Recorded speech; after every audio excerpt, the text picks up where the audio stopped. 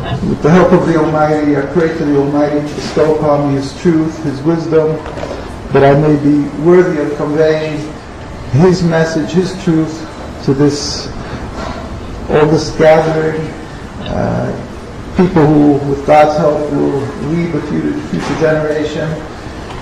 And in so doing, we may be able to sanctify His name and bring peace to this world. God's attribute, one of God's attributes is shalom, peace, with God's help. Amen. Firstly, I'd like to thank the students for Justice for Palestine, Hashem, and all the others who were involved here for making this happen, and for the university for allowing us to speak here. I really appreciate this. I'm humble. It's a great privilege to us. It's a requirement. We feel it's one of our requirements as one of our great leaders, Rabbi Teitelbaum, who was the chief rabbi of Palestine. Nothing to do with the Israeli rabbinate. We don't recognize that, but truly the rabbinate of Palestine. Around 30-odd years ago, he passed away, and he said that it's a requirement of us to stand up and speak at the cost of our lives to let the world know that we are being falsely represented around the world by Zionism. So we feel for us it is a great privilege to be able to speak at this, especially at opportunities where you're speaking to, like I say, future leaders with God's help, and speak around the world to convey this message of peace, of godliness. So we're very thankful for all involved who arranged this, and we're thankful to all of you who've given of your time. Time is precious. Everybody has a lot to do. And with God's help, we hope it'll be worthy of your time, that you will find that it is a great accomplishment. Now, the time is really not possible in such a time span, such a short period of time, to be able to convey all the issues that are involved and to explain what has been misconstrued throughout well over 60 years, or over 100 years actually, of what is happening in Palestine, in occupied Palestine, what Zionism is, what Judaism is. But we hope just to open the window of opportunity to be able to give you a chance to be able to study this, to step back and to, out of the box, you would say, to step out of what you've been fed throughout your life if you've been living in Western civilization.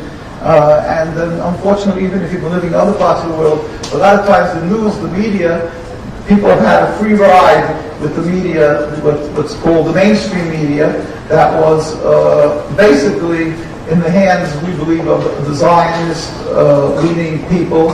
Either they were Zionists themselves, or they simply found it practical to go along with the narrative fed by Zionism in the world of what happened in Palestine, what the history was between Jews and Muslims and so forth. And we find this is a real nakba, it's a real tragedy. And we hope, with God's help, we'll just give you the opportunity to step back, study the subject, and come to your own conclusions. And with God's help, we are certain that you will see a totally different narrative, a different history, and you will find that it is a real nakba, and we can only turn to the Almighty to change what has evolved from this history, from Zionism and the State of Israel, to return it to what it was, and God's help to be able to serve God together as we've had for hundreds of years. So thank you all for coming. Basically, the subject that they've asked us to speak about, they call it Love Thy Neighbor, Jewish History, Coexistence, Relationship prior to the occupation of Palestine and the creation of the State of Israel. It hurts always when I read lines like that. It's like somebody comes over and they ask you, where are you living? I'm living in Virginia. You get along with your neighbors? Well, yeah, I get along with my neighbors. Why not? But you're Jewish, and your neighbors are Christians. How do you get along with your neighbors? You're two different religions. It's impossible. No, it's possible. I'm telling you, I get along. I can tell you this story and that story. And you know, and it's somebody listening to this, you guys nuts. But he's asking questions. I mean, it's just, you walk away from him. Yet when we speak about Palestine, or some people from a Muslim country, and it's almost natural.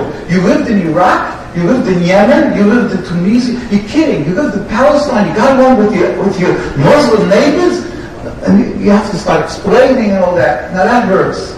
That is a real a knife in the heart.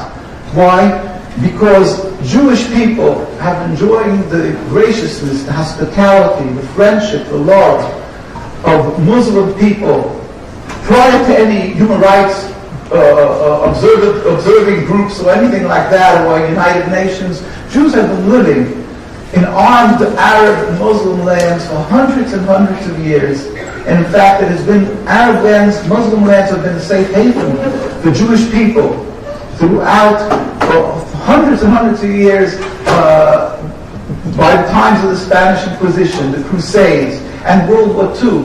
And any time in between, Jewish communities have flourished, and it's been a safe haven for Jews.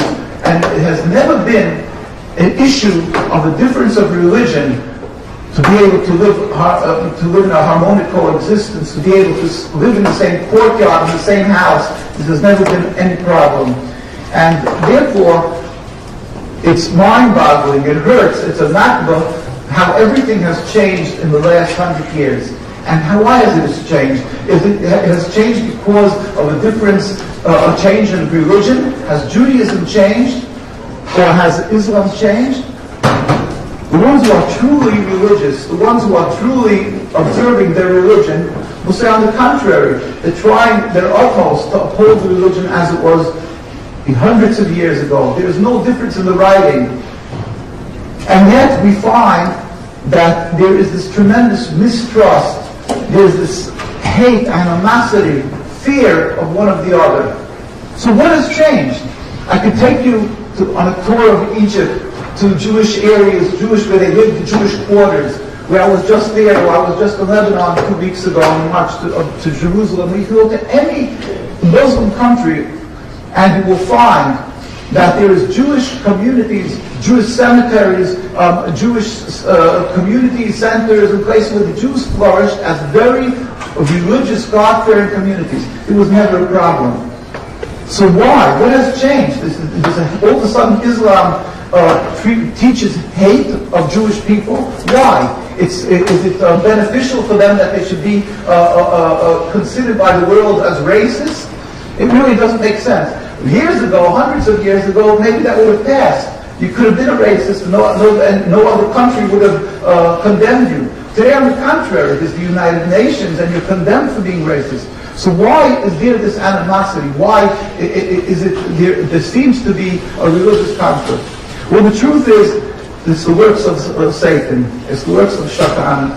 There's anybody, if you're a person, well, I'm speaking, I hope, to a lot of people who believe in God. I know that we're ridiculed about the creation of the world. We're ridiculed about that there's anybody who controls this world. Well, we proudly state that we believe that there's a ruler to this world. There is the Almighty. And in Him we believe, and we believe that He controls everything. To Him we pray, and we turn to bring peace, and so forth. And we believe that it can't be anything else than the works of the Satan that could have allowed the creation of this State of Israel that has been created in the land of Palestine. Why? Because there is no reason or legitimization of creating this land, the State of Israel, in the Torah. There is nothing to do with the Jewish religion that allows for us to steal a land from a people, to steal homes from a people, to uproot people from the homes who've lived 18 generations, or he says, as my colleague states, that before the Dead Sea was dead, they were living there, or something like that. But whatever it is, there's no legitimization to steal this land from the Palestinian people. And there is no legitimization at all in the Torah, mind you, of creating a so-called Jewish state. It happens to be that according to the Torah, the concept of having a Jewish state is forbidden even if the land would have been uninhabited. We would still be forbidden to have a Jewish state.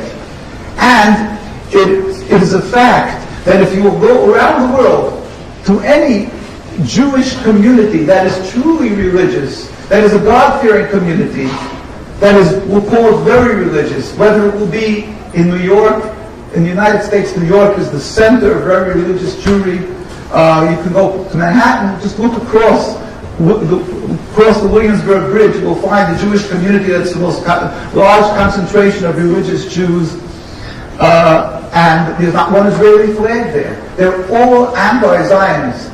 If you will go in Jerusalem, in Mea Shearim, in Quds, or if you will go to London, Stamford Hills, which is the religious community, the very religious community in London, I don't know if you can find maybe here and there a flag, an Israeli flag. Why? Because the more religious, the more anti-Zionist, the more anti the concept of this so-called Jewish state, the State of Israel, they are. Because why? Because the concept of creating a state in Palestine or any other place on the world is expressly forbidden for us because of many reasons. And I'll just touch on a few reasons that you should understand how clearly it is contradictory to the Jewish religion.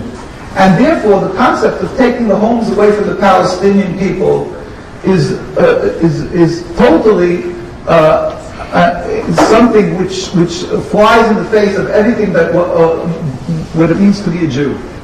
The Torah, as a Jewish person who's following, observes or holds the Jewish teachings, knows that what it means to be a Jew is one thing and one thing only. It means subservience to the Almighty. It means to uphold the covenant that we made with God on Mount Sinai a few thousand years ago. And this is what Judaism is. Closeness to God, being subservient to Him, following His commandments, the concepts of godliness. One of our concepts is that just as God is Mahu Rachum, we say in Hebrew, just as God is compassionate, you must be compassionate. You must emulate God. And that is all what it means to be a Jew. God sent us to the land of Israel, to the Holy Land, a few thousand years ago when we left Egypt. But He stipulated that in order to be able to remain there, we must be on a high level of holiness. And if we won't, then, God forbid, we will be banished from the land as a nation. As individuals, we were allowed to continue living there. And that came about with the destruction of the temple. If anybody, 2 temples actually, there was one that was destroyed and the Jews returned, and then the second was destroyed. Anybody who looks at any of the books of the prophets, Jeremiah, Ezekiel, Isaiah, any one, you will find this clearly spelled out, that the Jews were warned by the prophets that they will be sent out into exile, they will not be able to remain as a nation, because they weren't on this high level of holiness that is required. And with the destruction of the second temple, the Jewish people accepted this bitter medicine from God, this punishment from God. At the same time, it's a medicine because we were told by God that eventually God is totally compassionate. God is good. We believe that this concept of being banished from the land, that we are sent into exile, is not a permanent issue. It is something that one day we believe, and this is the basics of Jewish teachings, the 101 Jewish teachings, that one day the Almighty will make a metaphysical change, will make a miracle, where all humanity will recognize one God, and then there won't be a conflict about this, there won't be any dispute, there won't be any questioning of this. There will be a spirit of godliness where the atheists will believe in God, everybody will believe in God, and then we will go up as a nation and serve the Almighty. But if I have to stand there and turn to somebody and say, hey, with a gun, give me the land, it's my land because God gave it to me, then the whole thing is a farce, it's false. We believe, and this is what we pray, we don't talk about, the Jewish concept is nothing about praying for a piece of land, that we were yearning for a piece of land. We were thrown out of our land, and now we're yearning to take back a piece of land. That's missing the point entirely. That's not what Judaism is. Judaism is closeness to God. We were unfortunately sent away from the table of God, the house of God, and one day, by praying, we pray to Him and try to better ourselves and serve Him. We believe one day there will be a miracle, all humanity will recognize God, then we will go up. That is what Judaism is. Judaism is religion. Zionism is a transformation into something entirely different. It's a transformation from religion into nationalism. It's a transformation from godliness into base, selfish wants. A yearning for a piece of land, have an Olympic team that's going to win gold medals, what they'll call Maccabees, using Jewish names, a strong army. They'll be a proud nations like the Italians have Italy, and so forth. They're going to have a country. What they've done is they've taken the shell of what it means to be a Jew, the symbols of Judaism. They've taken the Star of David. They've taken all the clothing, the outside shell of Judaism, and they're claiming that this is what it means to be a Jew. But they're missing entirely the point of what it means to be a Jew. We say in our prayers constantly, because of our sins we were sent into exile. And the solution is something entirely different. The solution is closeness to God. It has nothing to do with a piece of land. Yes, we believe that God will eventually build a temple, and we believe that God will build this without any human intervention. God will make a temple and all humanity will go up and serve Him. That's what we believe. Zionism is a base nationalism that they have estranged themselves from God and from religion. The concept of stealing is spelled out in the Torah. You're not allowed to kill, you're not allowed to steal. All these concepts are breached, are broken by this group of people called Zionists. Let me explain something to you. Don't think for one moment that there's a difference of opinion between Herzl, may his name be obliterated, and what we say about what they consider Judaism. Zionism, in their own writings, Theodor Herzl wrote, and mind you, we'll quote them from their own writings. But first of all, I'm reaching to the right page. Let me just mention Zen Jabotinsky, also a father. Oh, I got it here already. Theodor Herzl wrote in his own diary, I have an excellent idea. He wrote on actually page 14 of his diary. The way to solve the problem of anti-Semitism is to speak to the head priest of Vienna, to get an appointment with the Pope, to make a mass conversion of all the Jews of Austria to Catholicism. It should be done on Sunday in the middle of the day with music and pride publicly. We are the last generation that held on to the faith of our forefathers. The conversion would be in St. Stephen's Cathedral, and on and on. In other words, his solution to what Jewish people are suffering anti-Semitism, and we're not talking about what Zionists do, that they create anti-Semitism, but people who hated Jews because they were Jews. The solution is that we should simply go away of our religion. And he carried this out further. In his own life, he had one son, his name was Hans, and he did not circumcise the son, which is, if anybody knows, in Judaism and in Islamic religion, that's part of the covenant between the human being and God. And people have given their lives throughout history. Jews have given their lives to be able to do circumcision on their children. Theodor Herzl, living in Vienna, proudly wrote in the newspapers that he has one son and he's not going to circumcise him. And then he has the audacity to come and say that he's representing Judaism.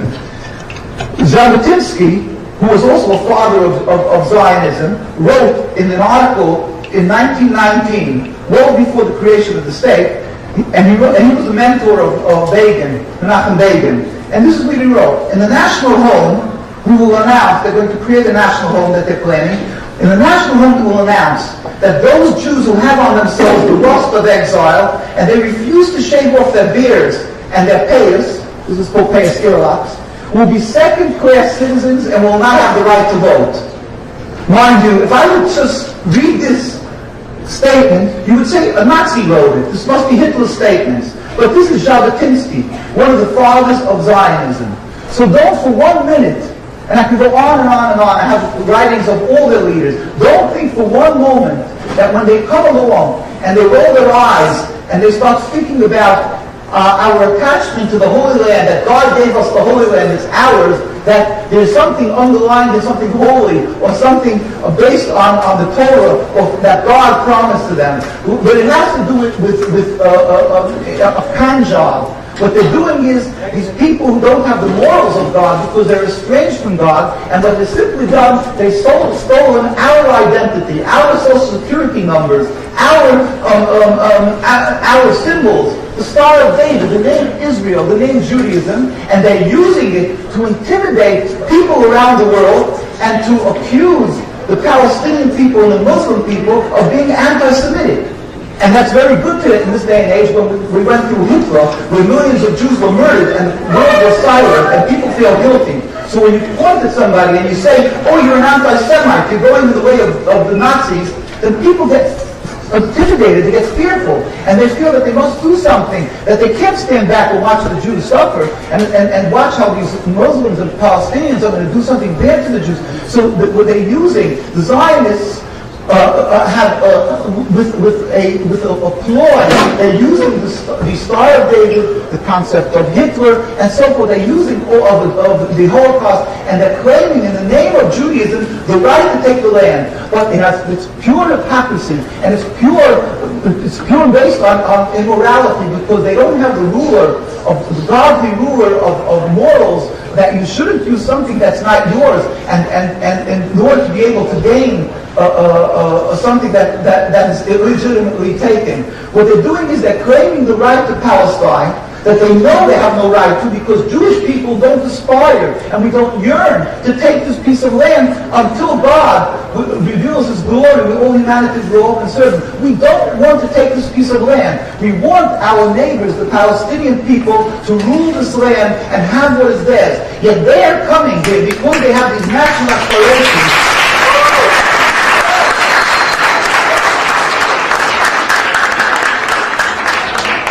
These people who have lost this godliness, the concept that that rules a person, that tells them don't steal something when you see something in a store. Don't take it just because you like it and you smell something that smells good. You're going to steal some food from a bakery. What stops you? What stops a person? So a child will look around and will see, is anybody watching me? But the parent will tell that child, there's a God who's watching you. And that's what stops the person, and that's how we train our children. The Zionists have lost this godly ruler, and therefore they were able to clothe themselves, this wolf in the sheep's clothes. They put on this rabbinic clothing. They made a rabbinate. They made a chief rabbi and a rabbinate. And they're dressing this immoral, this Satan, they're dressing it in the clothes of the Star of David, in the name Israel, which is in the Bible, Israel, the name of Jacob, and they're saying, God, and they're reading the Bible as a deed to the land, and they said, God gave me this land. Well, I'd like to understand something. For 2,000 years, the Jewish people have been spread out in the diaspora. They've been spread out throughout the world. And there have been times what's called the golden age of Judaism. Anybody who studies history knows the golden age of Judaism. We could have easily afforded to buy land. And in fact, there's many rabbinic responses, that means answers, when they were questioned, rabbis were questioned, should we buy a piece of land? Should we go to Palestine and end our exile? And the rabbi said, it's impossible. Have patience.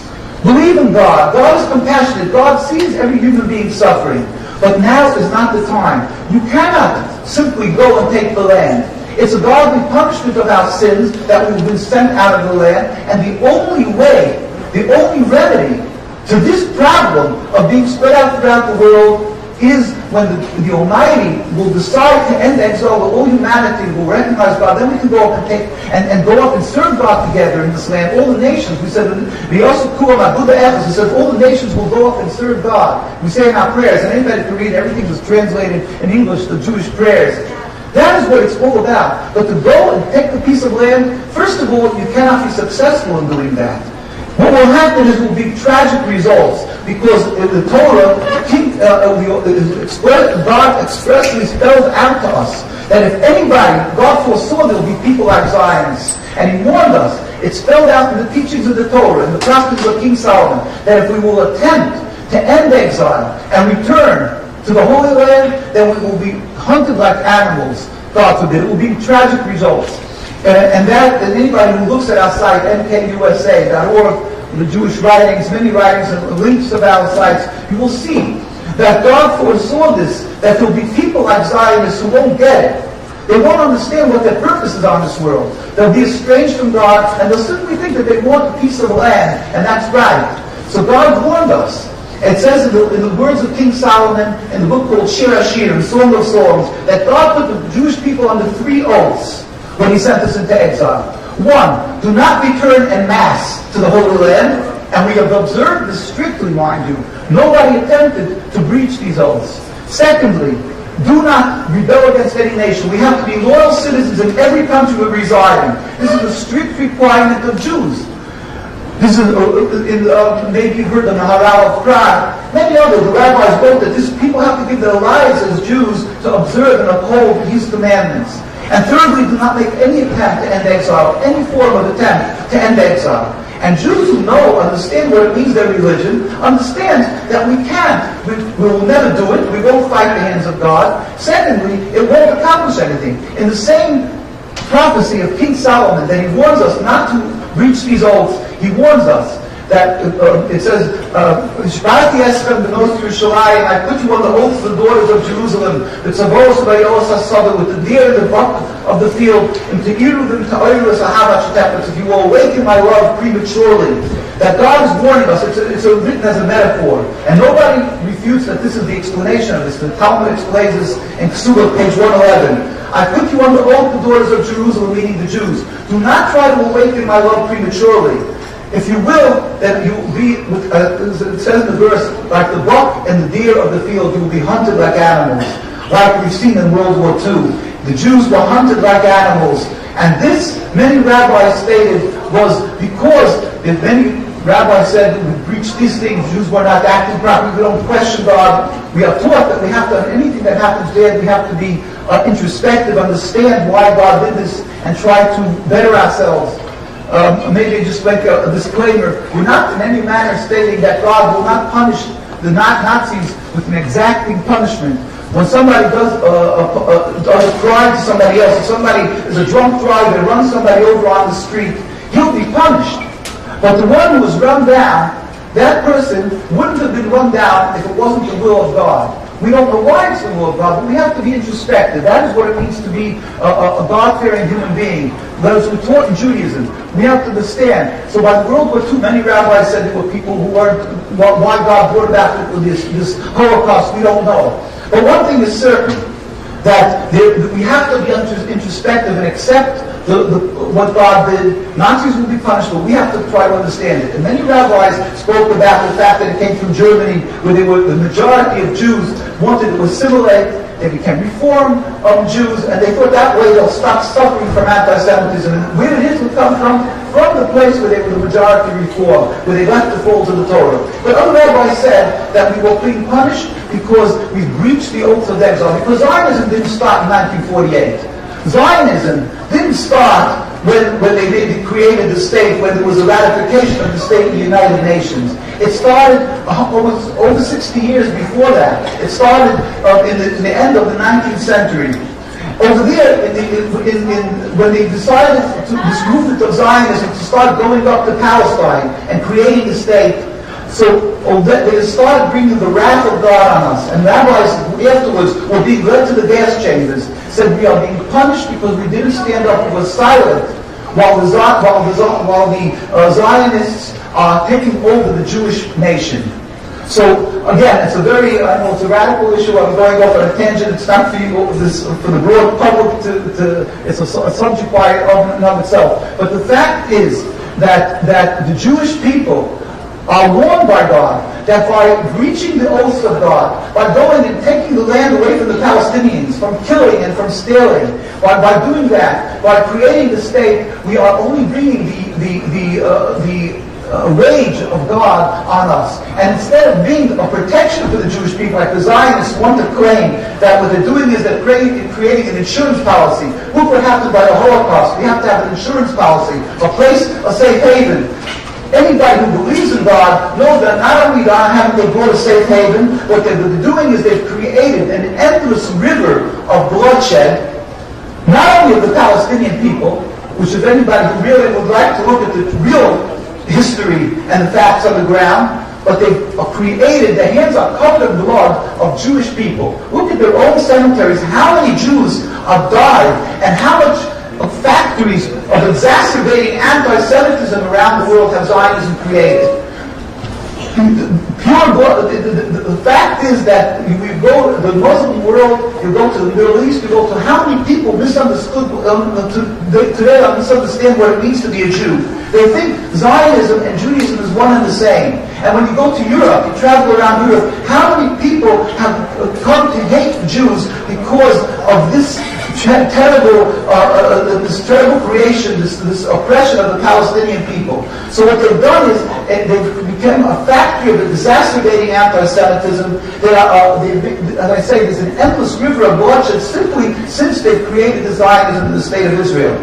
The towns that people have been living in prior to 1948, these were town after town after town, hundreds of towns that the Palestinian people were living in, and they were, as my esteemed colleague was stating, we were living together, Jews and Muslims, in Palestine. We have people, my colleague who's with me today, Rabbi Rosenberg, is 8 generations Palestinian. We have people in our communities who was just as a doctor was stating, we have people in our communities who remember how they lived in the same house. They lived together in peace and babysat each other's children. The most precious thing you can have. They babysat each other's children.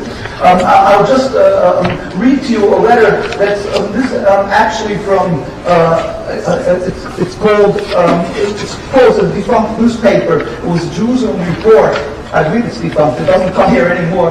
But basically there was a writing there about a reporter who went to Yemen. And he went back to visit his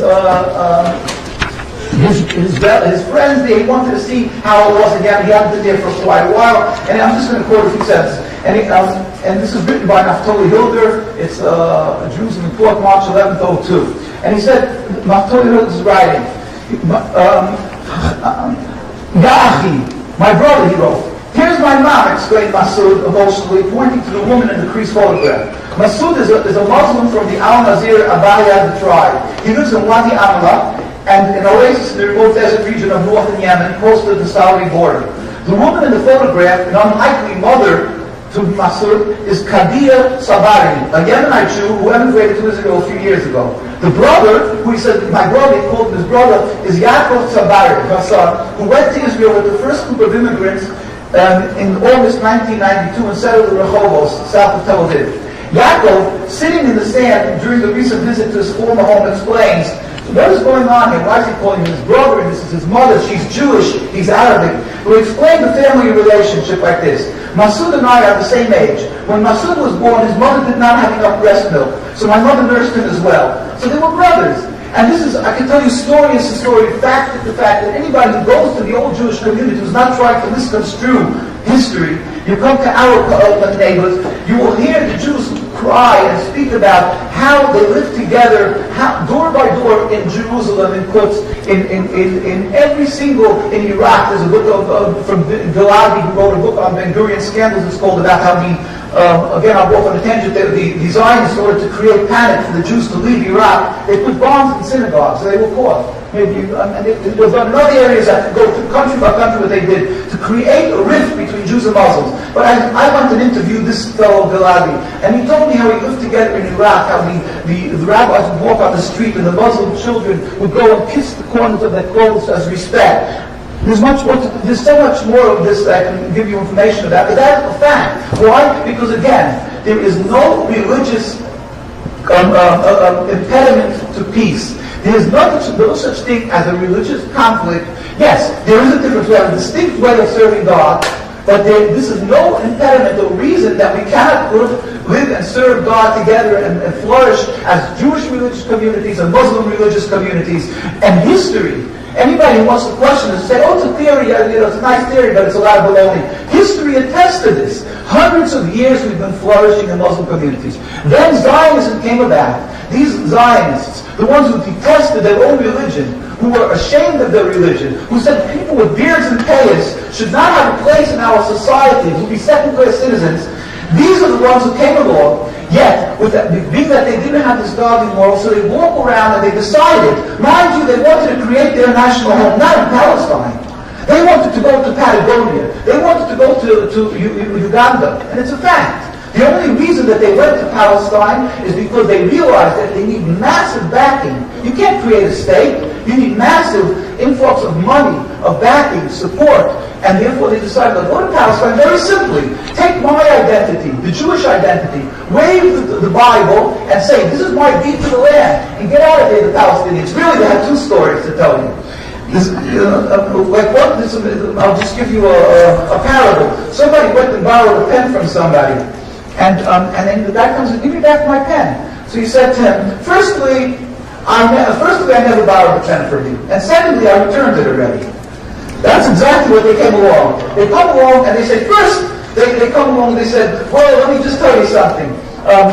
First, it was a land without a people, for a people without a land. And second of all, the only reason they don't want to accept me here in their home is because they're a bunch of anti-Semites.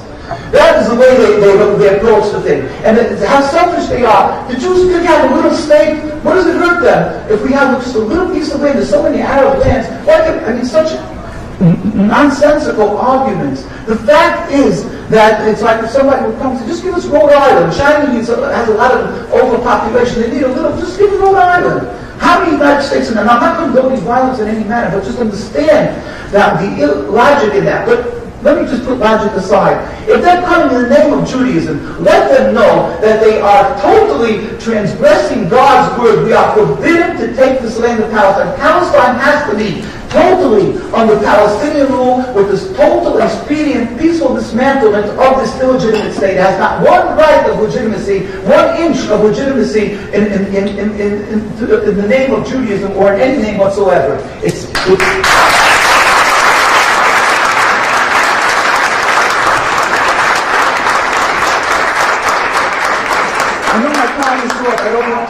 I just want you to know, don't think, because the people that I'm going to finish here, there's going to come some fellows, going to come along and say, hey, he's a radical, they're from some type of radical group, and therefore, let me tell you something. We published a book, again, come to our site, nkusa.org. It's called The Rabbis Speak Out. These are the words.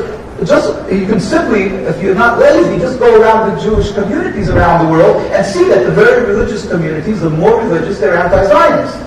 And it's first of all, and understand that the religious communities are people, the very religious communities, they're giving their lives for their religion.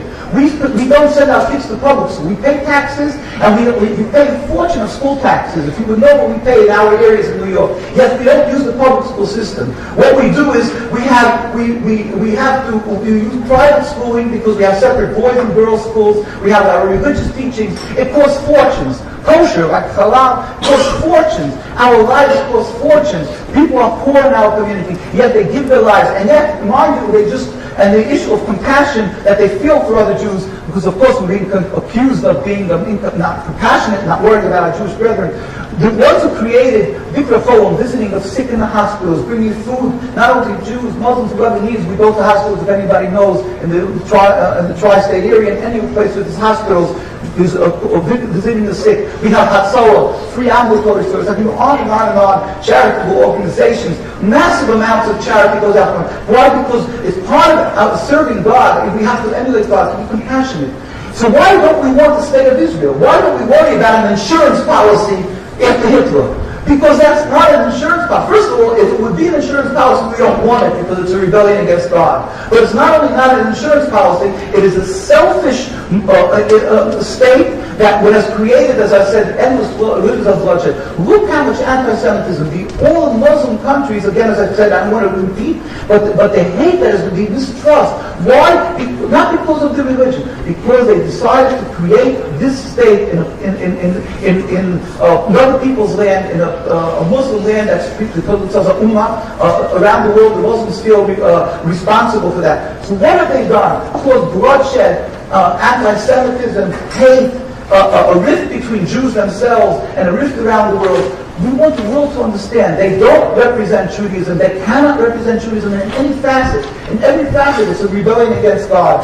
And in my view, I just want to, like I was saying, but I was saying, besides going around and looking at the communities, look at the history. The Rabbis Speak Out is a book, 130-year record of religious Jewish opposition to Zionism. That means, if somebody's going to come home and say, oh, that's an Ashkenazi Jew from Eastern Europe who's speaking, but the other Jews around the world did accept Zionism. No. Around the world, Sephardic, Ashkenazic, that means from Middle Eastern countries, African countries, all the leaders of Judaism, who are true leaders, opposed Zionism. Yes, there was a handful of bad apples. There was Herzl, his name should be obliterated, who joined Zionism. Yes, they'll find a few people, and I'm not going to question his knowledge, but that's not the point. A person could use knowledge for very bad purposes. Around the world, every Jewish community, all the leaders, I'll just mention one, the Chofetz Chaim, Israel of blessed memory, who passed away in 1933. He was one of the leaders of Judaism. Everybody knows that. He knows Judaism. And I'm quoting him. He wrote, "The Zionists are dead limbs of our people, which causes the entire body to rot."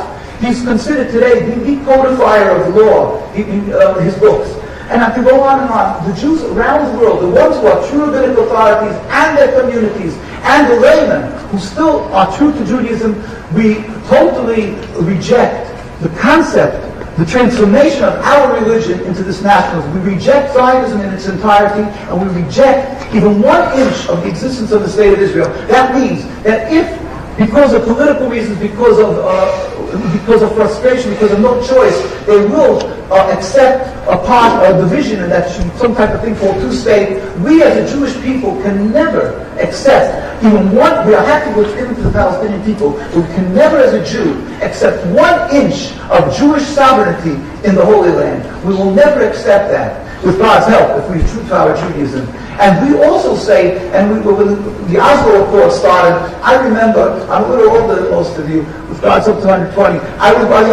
My colleagues went to Madrid, I went to Washington, and we stood and we demonstrated when they made the Isra Accords. We said, and the Isra Accords were the beginning of the two-state solution. We said, we're very happy for every inch given to Palestinian people, and we're not naysayers. We don't want to see people dying. But we're telling you that there will never be a true peace as long as there's this rebellion against God, the state that they're creating, that's spitting at God and saying, you can't send us into exile. And I'll give you another, just a concept you should understand what it means. It's like the father punishes a son who's done a terrible, and the father warns him, don't do this, don't do this. The kid did it again and again. So the father pushes him out. And he says, you must stay in the corner for 10 minutes. And the kid comes after him and he said, oh, I'm going to do you a favor. I love you, I'm coming back to you. The father says, don't do me any favors. And he's only enraging his father. The concept of these people coming back and taking the land is spitting, God forbid, so to say, at their Father in heaven. The creation of the state is a cause of tragedy and nakba in every facet. It is not accepted by Judaism and not accepted by the Jews who are true to Judaism. And let me just tell you, I'll be finishing.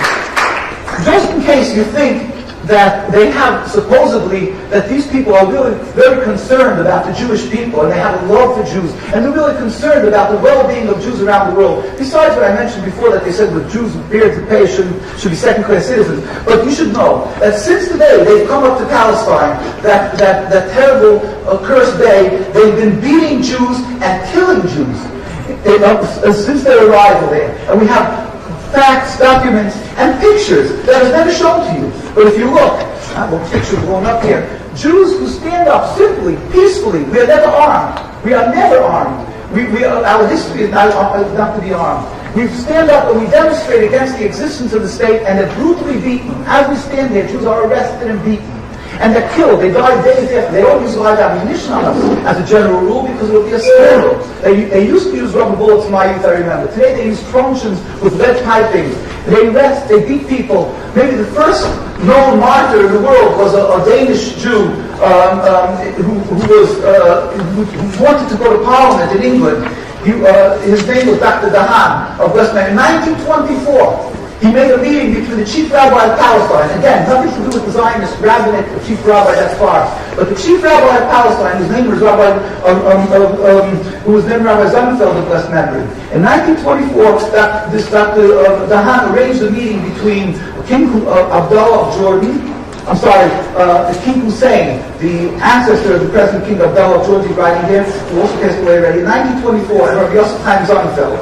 He made that meeting, and they spoke about their loyalty, their friendship, and how the Jews are not aspiring to the state, and how they want to be citizens of friendship.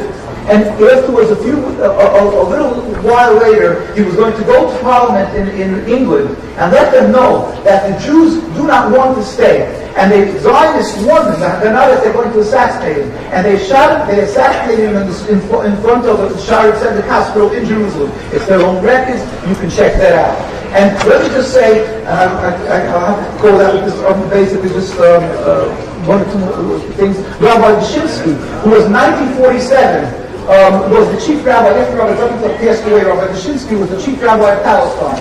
By the way, this book is called Historic Documents. Or then, you can see the facts of what the Jewish people of Palestine were true to the Judaism, what they wanted, and Jews around the world, how they were opposed to Zionism. In 1947, the United Nations sent a delegation to Palestine to hear out the communities if they want this ratification of the state.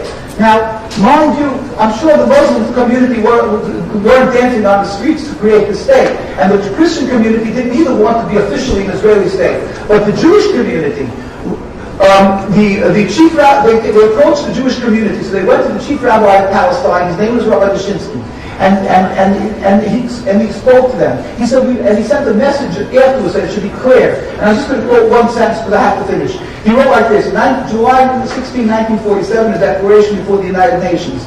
We furthermore wish to express our definite opposition to a Jewish state in any part of Palestine. And then there's a document 3 months later when he pleaded that at least leave Jerusalem to the Secretary General of the United Nations. The Jewish Orthodox community, A, the president, comprising 60,000 souls, objects to the plea of including Jerusalem in the Jewish state or its residents becoming automatically citizens of the Jewish state. Our community demands that Jerusalem be an international zone on human protection for economy and so on. We do not want to be under this state. They will realize. We as Jewish people believe, and this is what I'm ending with, we as Jewish people believe there is a rule to the world. We don't understand God's ways.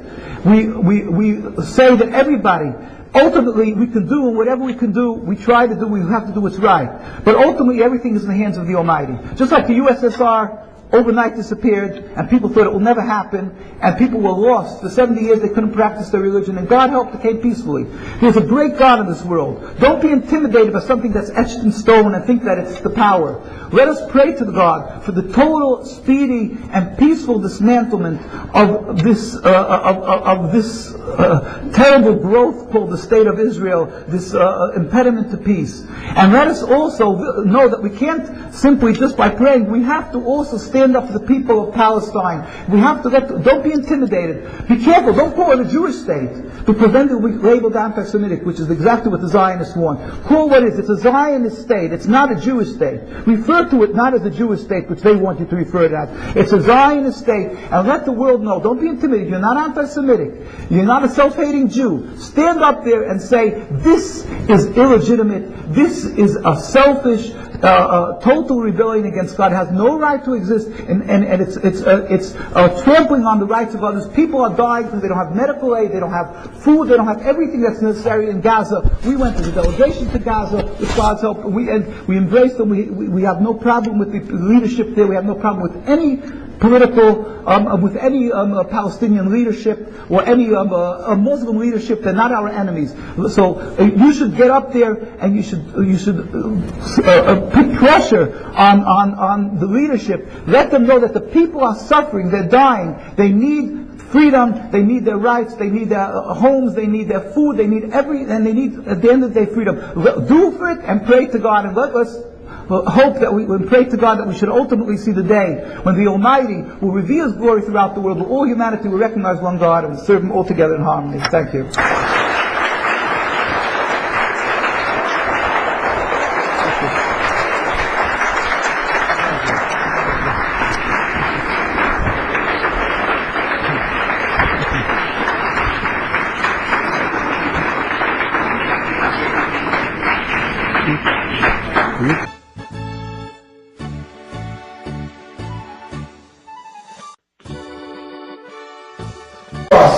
There's this hate, animosity, fear of one of the other. So what has changed? I could take you on a tour of Egypt to Jewish areas, where they lived, the Jewish quarters, where I was just there, or I was just in Lebanon 2 weeks ago and marched to Jerusalem. We go to any Muslim country and you will find that there is Jewish communities, Jewish cemeteries, Jewish community centers and places where the Jews flourished as very religious, God-fearing communities. It was never a problem. So why? What has changed? All of a sudden Islam teaches hate of Jewish people. Why? Is it beneficial for them that they should be considered by the world as racist? It really doesn't make sense. Years ago, hundreds of years ago, maybe that would have passed. You could have been a racist, and no other country would have condemned you. Today, on the contrary, there's the United Nations, and you're condemned for being racist. So why is there this animosity? Why is it there seems to be a religious conflict? Well, the truth is, it's the works of Satan. It's the works of Shaitan. There's anybody, if you're a person who I'm speaking, I hope, to a lot of people who believe in God. I know that we're ridiculed about the creation of the world. We're ridiculed about that there's anybody who controls this world. Well, we proudly state that we believe that there's a ruler to this world. There is the Almighty. And in Him we believe, and we believe that He controls everything. To Him we pray and we turn to bring peace and so forth. It's a real a knife in the heart. Why? Because Jewish people have been enjoying the graciousness, the hospitality, the friendship, the love of Muslim people prior to any human rights observing groups or anything like that, or United Nations. Jews have been living in armed Arab and Muslim lands for hundreds and hundreds of years. And in fact, it has been Arab lands, Muslim lands have been a safe haven for Jewish people throughout hundreds and hundreds of years, by the times of the Spanish Inquisition, the Crusades, and World War II. And any time in between, Jewish communities have flourished, and it's been a safe haven for Jews. And it has never been an issue of a difference of religion to be able to live in a harmonic coexistence, to be able to live in the same courtyard, in the same house. There's never been any problem. And therefore, it's mind-boggling, it hurts, it's a nakba, how everything has changed in the last 100 years. And why has it changed? It has changed because of a difference, a change in religion. Has Judaism changed? Or has Islam changed?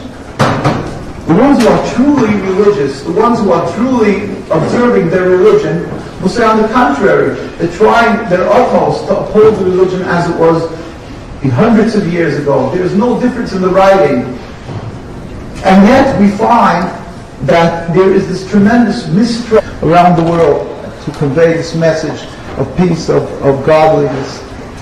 So we're very thankful to all involved who arranged this, and we're thankful to all of you who've given of your time. Time is precious. Everybody has a lot to do.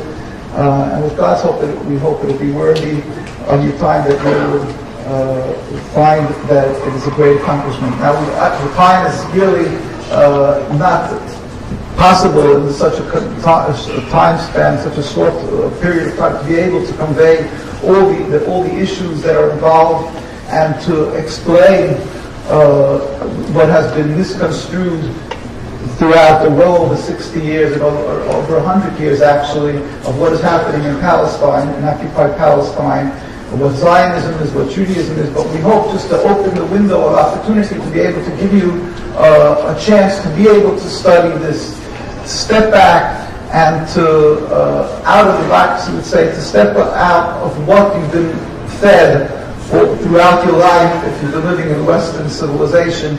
And then, unfortunately, even if you've been living in other parts of the world, a lot of times the news, the media, people have had a free ride with the media, what's called the mainstream media, that was basically in the hands, we believe, of the Zionist leading people. Either they were Zionists themselves, or they simply found it practical to go along with the narrative fed by Zionism in the world of what happened in Palestine, what the history was between Jews and Muslims and so forth. And we find this is a real nakba, it's a real tragedy. And we hope, with God's help, we'll just give you the opportunity to step back, study the subject, and come to your own conclusions. And with God's help, we are certain that you will see a totally different narrative, a different history, and you will find that it is a real nakba, and we can only turn to the Almighty to change what has evolved from this history, from Zionism and the State of Israel, to return it to what it was, and God's help to be able to serve God together as we've had for hundreds of years. So thank you all for coming. Basically, the subject that they've asked us to speak about, they call it Love Thy Neighbor, Jewish History, Coexistence, Relationship Prior to the Occupation of Palestine and the Creation of the State of Israel. It hurts always when I read lines like that. It's like somebody comes over and they ask you, where are you living? I'm living in Virginia. You get along with your neighbors? Well, yeah, I get along with my neighbors. Why not? But you're Jewish, and your neighbors are Christians. How do you get along with your neighbors? You're two different religions. It's impossible. No, it's possible. I'm telling you, I get along. I can tell you this story and that story. And you know, and it's sorry, listening to this, you guy's nuts. But he's asking questions. Like, what kind? It's just, you walk away from him. Yet when we speak about Palestine or some people from a Muslim country, and it's almost natural. You lived in Iraq. You lived in Yemen, you lived in Tunisia. You're kidding. You lived in Palestine. You got along with your Muslim neighbors, and you have to start explaining and all that. Now that hurts. That is. With the help of the Almighty, I pray to the Almighty to bestow upon me His truth, His wisdom, that I may be worthy of conveying His message, His truth to all this gathering. People who, with God's help, will lead the future generation. And in so doing, we may be able to sanctify His name and bring peace to this world. God's attribute, one of God's attributes is shalom, peace, with God's help, amen. Firstly, I'd like to thank the students for Justice for Palestine, Hashem, and all the others who were involved here for making this happen. And for the university for allowing us to speak here. I really appreciate this. I'm humbled. It's a great privilege to us. It's a requirement. We feel it's one of our requirements as one of our great leaders, Rabbi Teitelbaum, who was the chief rabbi of Palestine. Nothing to do with the Israeli rabbinate. We don't recognize that, but truly the rabbinate of Palestine. Around 30-odd years ago, he passed away, and he said that it's a requirement of us to stand up and speak at the cost of our lives to let the world know that we are being falsely represented around the world by Zionism. So we feel for us it is a great privilege to be able to speak at this, especially at opportunities where you're speaking to, like I say, future leaders with God's help, and speak